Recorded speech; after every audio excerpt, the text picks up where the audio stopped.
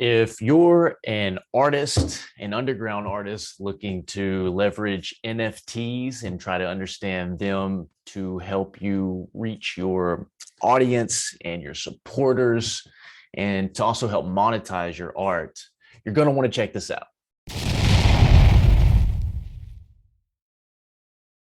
Okay, look, so I'm an artist, a rapper based out of Houston. I've got around 60 tracks that are out. You can find them pretty much anywhere. The name's Dildy Killsmith.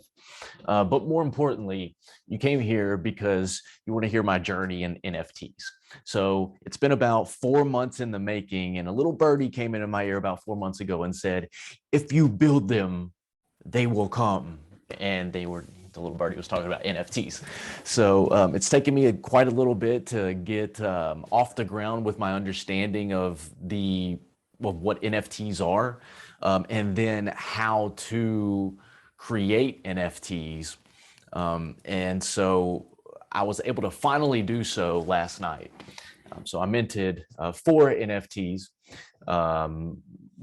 Actually, technically about 12,000 NFTs, but we'll get into that here in a little bit. But I'll briefly share kind of my journey, my story, some of my pitfalls, and then where I'm going next. So hopefully this will help some of you out there who are looking to do the same thing that I'm doing right now, because this is brand new territory. I haven't really found much on the interwebs about the content that I'm going to be putting in here. So if you found this helpful, subscribe, like, and share this with your communities, because the faster that we can ramp up and understand this stuff, the faster we as artists and you as supporters can begin reaping the benefits of these technologies. Let it be known here, none of these NFTs are music. I am walking before I am running. So the photographs, one's going to be an animated sort of character, and then the fourth is going to be a visual poem. And so you can find the roadmap to all of these on my website, dildykillsmith.com. At the very top, you can go to the NFT gallery. It'll take you right to these NFT roadmaps. I'm also going to assume that you've got a little bit of knowledge and experience working with cryptocurrencies, with NFTs, to where you understand the language. I'll do the best I can at trying to keeping it as general as possible. But I definitely encourage you to start looking at resources around that in YouTube. Be more familiar with the technologies. Okay, so this phase one of the Killsmith collection. What I wanted to do was create a few different experiences that incentivize supporters to help fund my music venture. Ultimately, my first goal is to have my music and art pay the bills so I can pursue this full time. So everything that I'm working towards is for that first goal. How can I do that while making things fun and interesting for the people who buy my NFTs? So we'll start with the first one. So I wanted to make my animated Killsmith cartoon. I wanted to make it into an NFT. I made 10,000 versions of it. I thought that OpenSea was going to be the right choice to go and mint. I realized that if I went to OpenSea, or if I went to another place called Niftykit.com, Niftykit, I could only mint one. I wanted to mint 10,000 of them. And so I found Rarible to be the right platform for me. I actually minted all of my NFTs on Rarible. They have the option to do an ERC, I think it's called 1155 token, which allows you to fractionalize your artwork. So I have one animated character that I create 10,000 versions of, so I can sell it 10,000 times. One of the cool things I'm doing around this character is I'm going to be slowly evolving and transforming him from a 2D static character into an interactive 3D character. And by the end of it, once all of these NFTs are sold, I'm going to create a video game around this character that only the NFT holders are going to be able to have access to. And where it's going to go from there, I have no idea, but the sky's the limit with possibilities.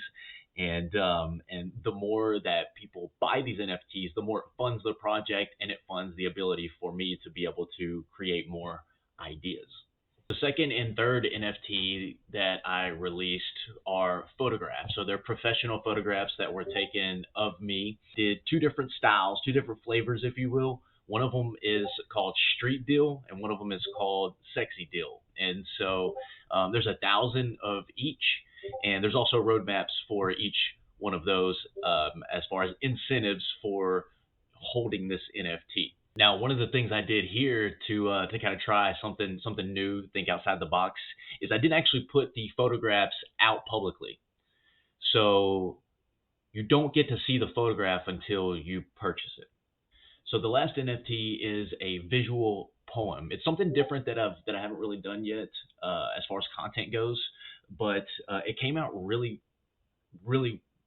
cool. And I think this is a great sort of series to be able to exclusively offer in the form of NFTs. So it's an 8-part series. I'm not going to be releasing the following episode, if you will, or the following visual poem until all of the first one are sold. And then there's some incentives if you are the first one to have a full collection as well. So that's definitely going to be a little bit of the higher end of the spectrum. I'm selling those for about 2 to 3 ETH a piece, and so those are definitely more of your premium content. Lastly, some other quick things to consider that I learned along the way is Mint. You cannot even go as far as editing the description of what is said in the Mint. So you want to make sure you have the description completely filled out, all written out somewhere else. That way you can just copy and paste it into the NFT whenever you're minting.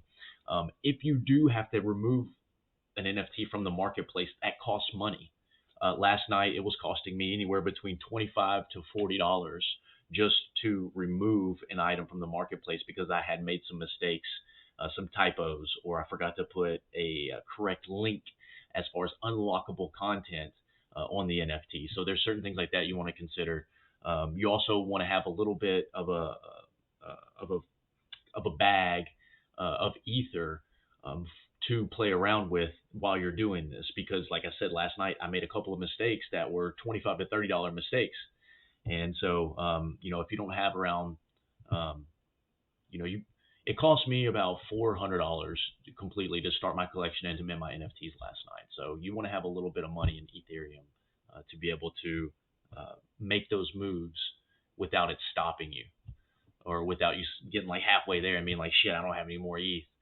I gotta wait until I can get some more before I continue on with this process. You don't want it holding you up. So now that the hard work is complete, the even harder work is now ready to begin. And what I mean by that is now, NFTs are on the marketplace. Now it's time to sell them. So now it's time to market them.